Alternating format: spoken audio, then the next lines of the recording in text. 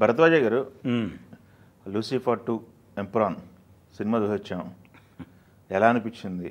అంటే Prithviraj pan India project ఇది అని చెప్పినప్పుడే చాలా సందేహాలు వచ్చినాయి ఈ సినిమా మీద. నిజానికి కంటెంట్ పాన్ ఇండియా కంటెంట్ తీసుకున్నాడు ఆయన. లూసిఫర్ 1లో ఒక రాష్ట్ర రాజకీయాన్ని మాట్లాడే ప్రయత్నం చేశాడు. 2లోకి వచ్చేసరికి జాతీయ రాజకీయాలను కూడా తడిమాడు. ఈ జాతీయ రాజకీయాలని తడమటంలో భాగంగా ఆయన ప్రస్తుతం దేశంలో జరుగుతున్న పర్టికులర్గా దక్షిణ భారతదేశం మీద ఉత్తర భారత రాజకీయాలు చేస్తున్నటువంటి రకరకాల ప్రయోగాల గురించి కూడా మాట్లాడే ప్రయత్నం చేశాడు ఈ సినిమాలో. అందులో భాగంగానే భజరంగి అనేటువంటి ఒక కీలక పాత్రను తీసుకొచ్చి దాని నుంచి దేశంలో ఉన్నటువంటి ప్రాంతీయ పార్టీలన్నింటినీ తన కంట్రోల్లోకి తీసుకోవటానికి ఒక జాతీయ పార్టీ చేస్తున్నటువంటి ప్రయత్నాలని చెప్పే ప్రయత్నం చేశాడు. అది కనెక్ట్ కావటం కోసం ఆయన పాన్ ఇండియా అన్నాడు. పాన్ ఇండియా అని చెప్పి అన్ని భాషల్లోనూ రిలీజ్ చేయటం. నిజానికి దక్షిణ భారతదేశంలో ఇప్పటికీ బీజేపీకి కొరుకుడు పడినటువంటి 2 రాష్ట్రాలు, ఒకటి తమిళనాడు, 2 కేరళ. ఈ 2 రాష్ట్రాలు కొరుకుడు పడటం లేదు. దాని గురించి ఏం చేయాలన్నది వాళ్ళ ఆపరేషన్లు వాళ్ళు చేస్తున్నారు. తమిళనాడు మీద ప్రస్తుతం కేంద్రీకరణ ఉంది. వచ్చే సంవత్సరం ఎన్నికలు ఉన్నాయి కాబట్టి ఇంకా 8 నెలలకు కూడా టైం లేదు. కాబట్టి ఆ కసరత్తు జరుగుతోంది. కేరళ ఆపరేషన్ కూడా మొదలైంది.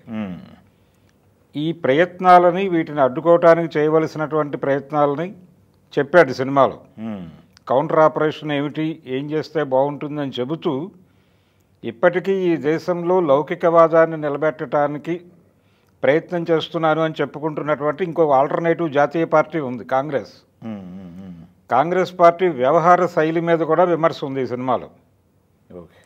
ఆ విమర్శతో పాటు ఎలా వ్యవహరించాల్సి ఉంటుంది వాళ్ళు ప్రస్తుతం ఉన్నటువంటి దేశ రాజకీయ పరిస్థితుల్లో ఆ పార్టీ నిర్వహించవలసిన పాత్ర ఏమిటి అనేది కూడా కొంత చెప్పే ప్రయత్నం చేశాడు. అలా ఇది political mafia cinema. Political mafia and action. Mafia అనగానే మీకు ఆటోమేటిక్గా యాక్షన్ వచ్చేస్తుంది. యాక్షన్ ఉంది, రాజకీయం ఉంది, కుట్రలు ఉన్నాయి, కుతంత్రాలు ఉన్నాయి.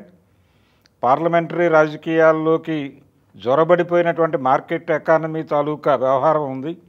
ఆ డైలాగుల్లో కూడా దాన్ని పట్టుకొచ్చాడు, ఆ క్లారిటీని.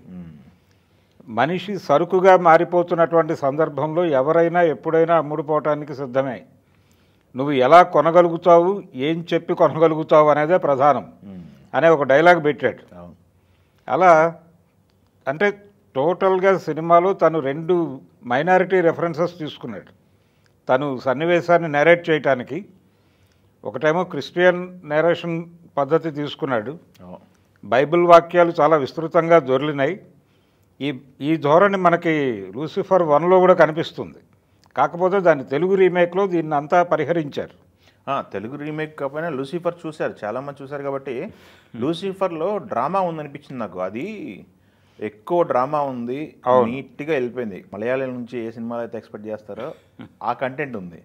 బట్ నాకు అనిపించింది దీంట్లో గ్రాండియర్ ఎక్కువైందేమో. గ్రాండియర్ ఎక్కువైంది అంటే ఇప్పుడు పృథ్వీరాజ్ క్యారెక్టర్ని కేరళలో లొకేట్ చేయాల. అవును, దాన్ని పాన్ ఇండియాలో లొకేట్ చేశాడు. లొకేట్ చేసి అది ఉత్తరప్రదేశ్లోనే ఎక్కడో జరిగినటువంటి ఒక ఇన్సిడెంట్. ఆ బ్యాక్డ్రాప్లో నుంచి ఆ క్యారెక్టర్ని పిక్ చేసుకునే క్రమంలో ఇస్లామిక్ ఫండమెంటలిజాన్ని కూడా తడిమాడు. తడిమి దాంతో ఇక్కడున్నటువంటి ముస్లిం సమూహానికి కానీ సమాజానికి కానీ సంబంధం లేదు, వీళ్ళు కూడా దానికి వ్యతిరేకంగానే ఉన్నారు అనే అభిప్రాయం కలిగిస్తూ లౌకికవాద స్ఫూర్తిని చంపేయటానికి ఒక ప్రాంతీయ పార్టీ జాతీయ పార్టీతో లింక్ అయిపోతే తన ఉనికిని కాపాడుకోవటానికి దాని తాలూకా ప్రభావం ప్రజల మీద ఎలా ఉంటుంది అనేది ఒక నేరేటివ్గా తీసుకుని కేరళలో ఇలాంటి ప్రయోగం జరిగితే జనాల రియాక్షన్ ఎలా ఉంటుంది, ఎలా ఉండాల్సి ఉంది, మిగిలిన పార్టీలు ఎలా వ్యవహరించాలి అనే దాని మీద ఎక్కువ చర్చ నడిచింది సినిమాలో. దాంతో కొంతమందికి రకరకాలుగా అర్థమైంది సినిమా. అంటే తను చెప్పటం స్క్రీన్ ప్లే ఆర్డర్ బాగానే వేసుకున్నాడు. కేరళ నుంచి లండన్ దాకా నడిచింది కథ. మధ్యలో గల్ఫ్ కంట్రీస్కి వెళ్ళి చాలా కంట్రీస్ తిరిగారు కదా. మధ్యలో కొన్ని గల్ఫ్ కంట్రీసు, ఆఫ్రికాకి వెళ్ళింది మధ్యలో.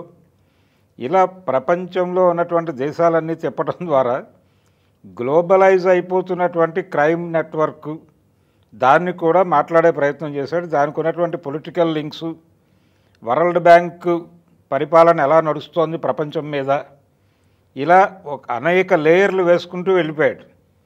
దీనికి ప్రధాన కారణం ఏంటంటే ఈ సినిమా రచయిత మురళీ గోపి జర్నలిస్టు.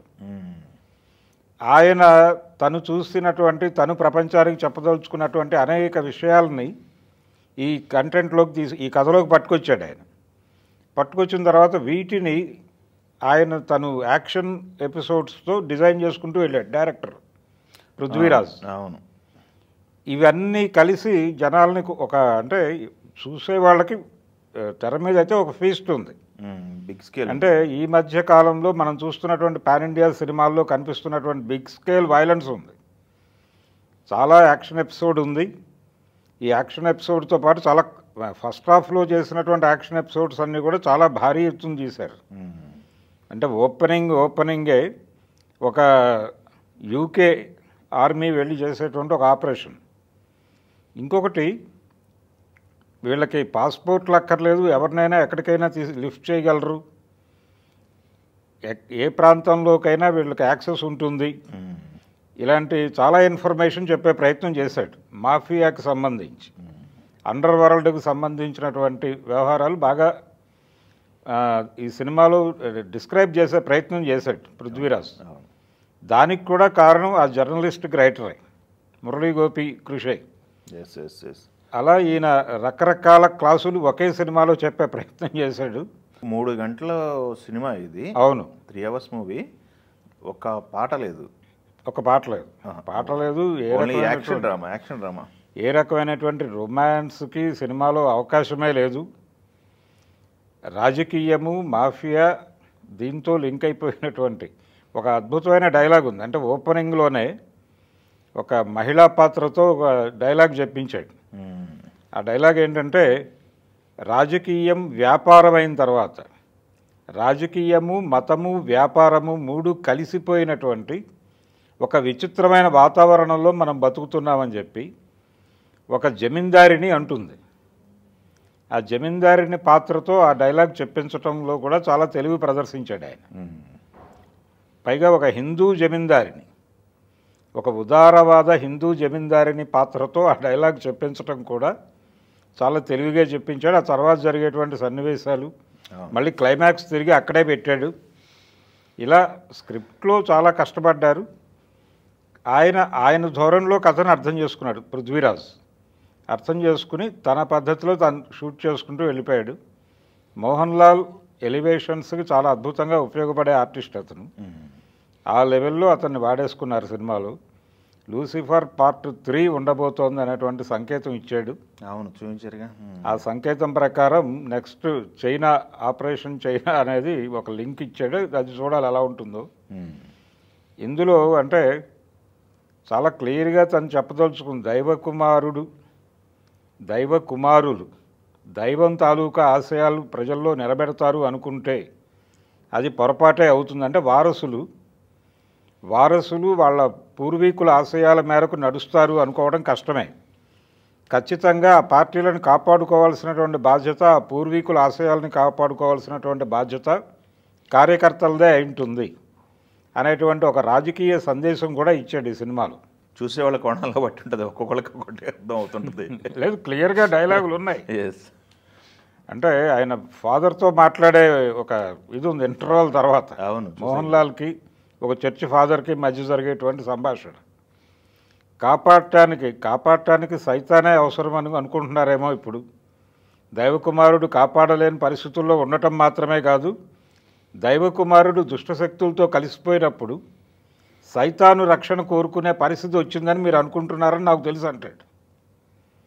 చాలా అంటే బైబిల్ రెఫరెన్స్లో కథ నడిచినప్పటికీ, బైబిల్ తర్వాత ఖురాన్ రెఫరెన్స్లు ఈ రెండింటి మధ్య మైనారిటీ నేరేటివ్లో నడుపుకుంటూ వెళ్ళాడు సినిమాని. అలా రకరకాల తెలివితేటలు ప్రదర్శించాడు ఆయన. అందుకని ఇది ఎలా కనెక్ట్ అవుతుంది, ఆడియన్స్ ఎలా రిసీవ్ చేసుకుంటారు, ఎలా దీని మీద వ్యతిరేకతలు కూడా రావచ్చు. ఈ వ్యతిరేకతలు ఎలా వస్తాయి, ఎవరెవరు ఏం కామెంట్ చేస్తారు అనేది చాలా క్యూరియస్గా మారింది ఇప్పుడు ఓకే. సినిమా చూసిన తర్వాత. థియేటర్ దగ్గరే అభిప్రాయాలు వ్యక్తం అవుతున్నాయి. అంటే ఇది జాతీయవాద రాజకీయాలకు వ్యతిరేకంగా ఉందని కొంతమంది, ఇలా రకరకాల అభిప్రాయాలు థియేటర్లోంచి బయటకు వస్తూనే మాట్లాడుతున్నారు. కాబట్టి ఇది ఇక్కడ వరకే పరిమితం. జాతీయ స్థాయిలో దీని మీద ఎలాంటి డిస్కషన్ జరుగుతుందో మనకు మధ్యాహ్నానికి అర్థమైపోతుంది. ఎస్ ఎస్ ఎస్ అది టోటల్గా లూసిఫర్. ఇది ఒక పొలిటికల్ మాఫియా సినిమా. చాలా వాస్తవ విషయాలు కూడా మాట్లాడే ప్రయత్నం చేశాడు, ధైర్యం చేశాడు. నాకు తెలిసి లూసిఫర్ 1 దృష్టిలో పెట్టుకుని వెళ్తే, పార్ట్ 1 దృష్టిలో పెట్టుకుని వెళ్తే ఈ సినిమా ఆడియన్స్కి డిసప్పాయింటా లేకపోతే మంచి ట్రీటా ఏంటి అనేది. లూసిఫర్లో చాలా ఒక లిమిటెడ్ సర్కిల్లో నడిచింది కథ. ఇది 2 క్యారెక్టర్ల మధ్య జాతీయ స్థాయి రాజకీయాలకి ప్రాంతీయ రాజకీయాలకి మధ్య కాన్ఫ్లిక్ట్లు, ఇవన్నీ టూ మెనీ లేయర్స్ అయిపోయినాయి. ఈ టూ మెనీ లేయర్స్ అయిపోయేసరికి జనాలు ఎలా రిసీవ్ చేసుకుంటారు అనేది చూడాలి. చూడాలి. దీనికి ప్రిపేర్ అయి వెళ్తే పర్లేదు. ఓకే.